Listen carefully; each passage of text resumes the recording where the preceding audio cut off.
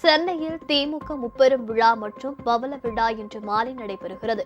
இதில் ஏஐ தொழில்நுட்பத்தில் முன்னாள் முதலமைச்சர் கருணாநிதியின் உரை இடம்பெறுகிறது. நந்தனம் ஒய்எம்சி மைதானத்தில் இந்த விழா நடைபெறவுள்ளது. தமிழக முதலமைச்சரும் திமுக தலைவருமான மு.க.ஸ்டாலின் தலைமையில் நடைபெறவுள்ள விழாவில் தமிழகம் முழுவதிலும் இருந்து திமுக தொண்டர்கள் பங்கேற்க உள்ளனர்.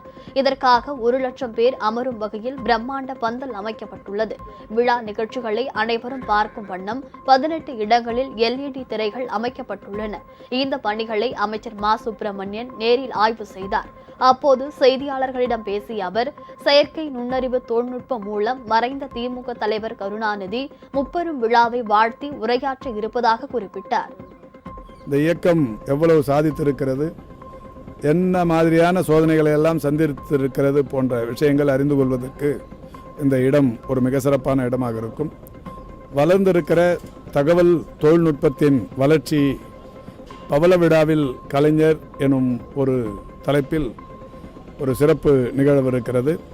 நம்முடைய முத்துவேல் கருணாநிதி ஸ்டாலின் அவர்களை தகவல் தொழில்நுட்ப வளர்ச்சியில் அதீத பங்கு என்கின்ற வகையில் முத்தமிழறிஞர் கலைஞர் அவர்கள் வாழ்த்தி உரையாற்றவிருக்கிறார்கள்.